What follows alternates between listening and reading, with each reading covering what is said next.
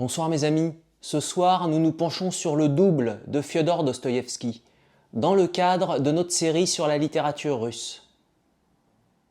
Comme d'habitude, je commencerai par vous présenter brièvement l'auteur et le contexte dans lequel cette œuvre a vu le jour. Nous plongerons ensuite dans l'intrigue, pour en restituer les grandes lignes.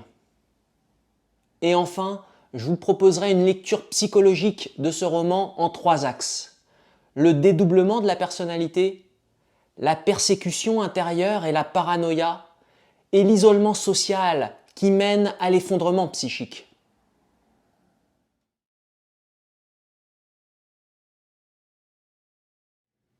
Fiodor Mikhailovitch Dostoïevski naît en 1821 à Moscou et meurt en 1881 à Saint-Pétersbourg. Il est l'un des plus grands écrivains russes du XIXe siècle, connu pour ses romans majeurs comme Crime et Châtiment, Les Frères Karamazov, L'Idiot et bien d'autres. Le Double est son deuxième roman, publié en 1846 alors qu'il a 25 ans. Le récit paraît dans la revue Les Annales de la Patrie, fin janvier 1846. L'époque est marquée par l'absolutisme de Nicolas Ier et par une société bureaucratique pétersbourgeoise figée. Par absolutisme et société figée, je veux dire par là que la Russie de Nicolas Ier est une monarchie autoritaire, où le pouvoir est centralisé entre les mains du tsar, sans véritable contre-pouvoir, et où la société fonctionne selon des règles rigides, hiérarchiques, bureaucratiques, qui laissent peu de place à l'initiative personnelle, au changement ou à l'individualité. Le style et l'humour noir du roman Le Double s'inspirent de ce contexte, et aussi de grands écrivains précédents. Certains notent que c'est l'œuvre la plus gogolienne de Dostoïevski, qui joue sur les mêmes décors satiriques que Les âmes mortes ou Le manteau de Nikolaï Gogol. À sa parution, le roman reçoit un accueil critique mitigé. Certains critiques le trouvent trop ennuyant, trop confus ou trop long. Dostoïevski lui-même admettra plus tard avoir éprouvé de la déception face aux critiques, même s'il croit sincèrement au contenu de l'œuvre.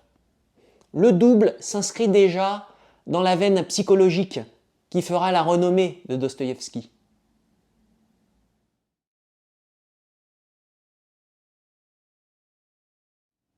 L'histoire se déroule à Saint-Pétersbourg. Le héros est Jacob Petrovitch Goliatkine, un petit fonctionnaire modeste et solitaire, dont la vie terne bascule du jour au lendemain. Exclu d'un bal officiel où il s'est présenté sans invitation, Goliatkine rentre chez lui dans le froid et dans la neige, par une nuit étrange et oppressante. Et là, il tombe nez à nez avec un homme qui lui ressemble comme 2 gouttes d'eau. Cet étranger, qui se nomme lui aussi Goliatkine, on l'appellera le faux Goliatkine, se présente d'abord comme un ami serviable. Très vite pourtant, il s'immisce partout.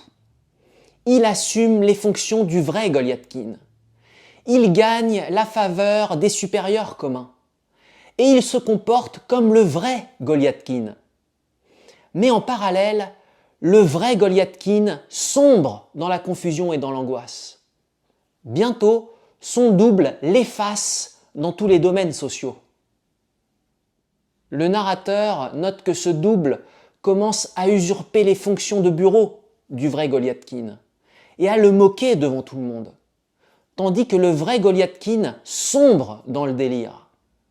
L'intrigue met donc en scène une lutte implacable entre Goliatkine et son double.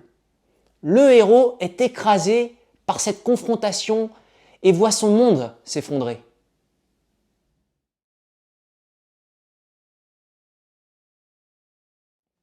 Et maintenant, je vous propose une analyse psychologique de ce roman surprenant de Dostoïevski à travers 3 thèmes que j'ai choisis et que je rappelle.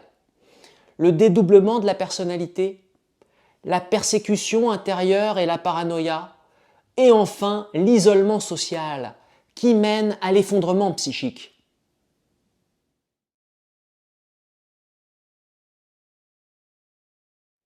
Le premier axe d'analyse porte sur le thème du dédoublement.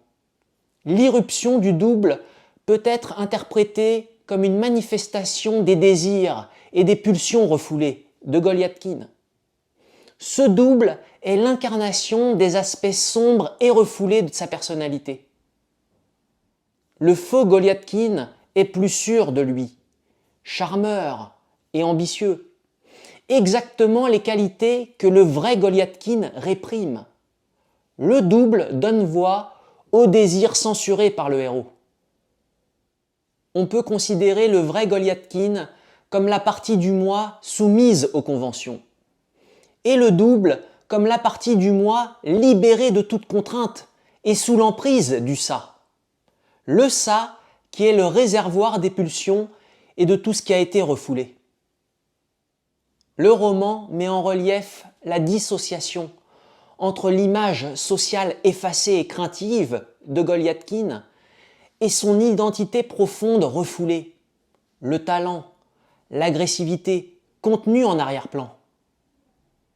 Le dédoublement est la manifestation de la lutte entre ce que le héros est en apparence et ce qu'il désire vraiment être. Manifestation d'une lutte intérieure révélant une fracture psychique entre la façade et l'intime.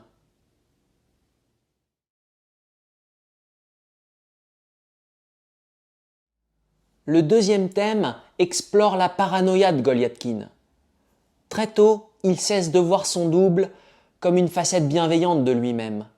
Il le perçoit très vite en ennemi.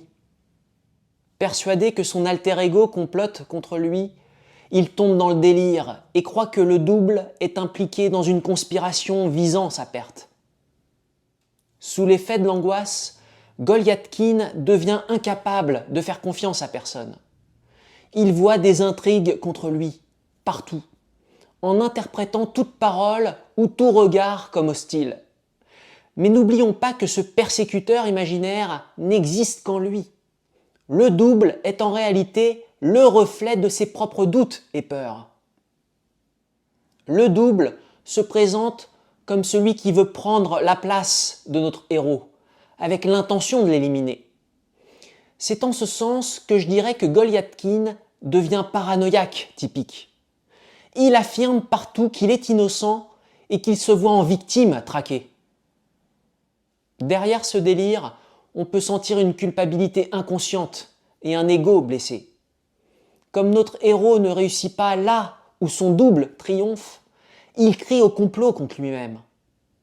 Mais rappelons encore une fois que l'ennemi qu'il croit combattre n'est autre qu'une partie de son propre moi intérieur, sous l'emprise de tout ce qui a été refoulé.